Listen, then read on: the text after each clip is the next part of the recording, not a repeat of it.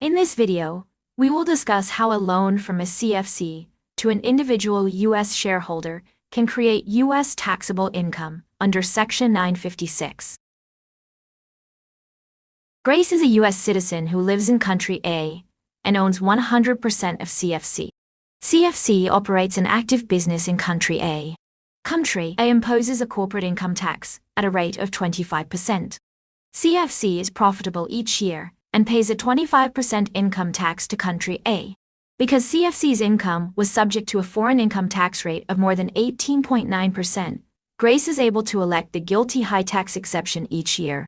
During each of the first 4 years of operating, CFC has $75 of E&P, and it has accumulated E&P at the end of year 4 of $300. None of these accumulated profits have been taxed to Grace. If CFC were to pay a dividend to Grace, she would be taxed on that dividend in the U.S. Country A has a comprehensive income tax treaty with the U.S., and CFC is eligible for benefits under that treaty. Consequently, dividends from CFC to Grace would be qualified dividend income and taxed at reduced rates.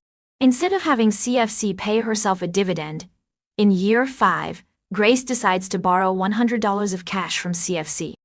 The loan is outstanding at the end of each of the 4 quarters during year 5, and the average balance of the loan for all 4 quarters is $100. The loan receivable held by CFC is an investment in U.S. property. Under Section 956, Grace will be required to include $100 in her U.S. taxable income for year 5. The year 5 Section 956 inclusion is taxable to Grace as ordinary income.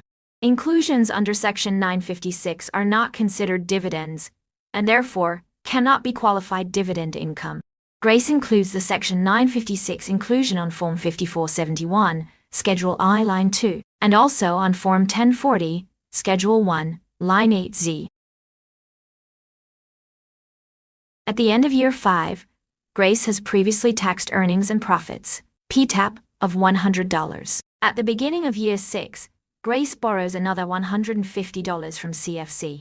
Thus, in year 6, the quarterly average of the investment in U.S. property was $250. The increase in the investment in U.S. property for year 6 was $150. Because CFC already had PTAP of $100, Grace only needs to pick up an additional inclusion of $150 in year 6.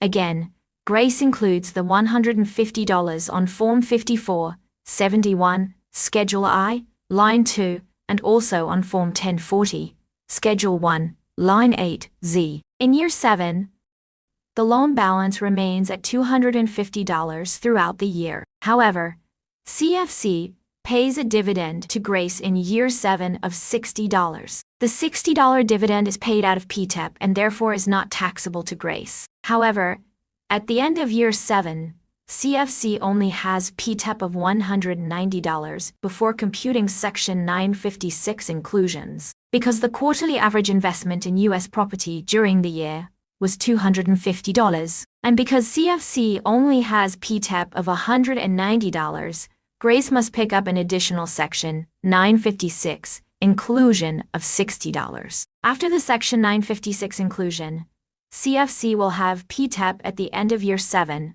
of $250. I hope you enjoyed the video. Thank you.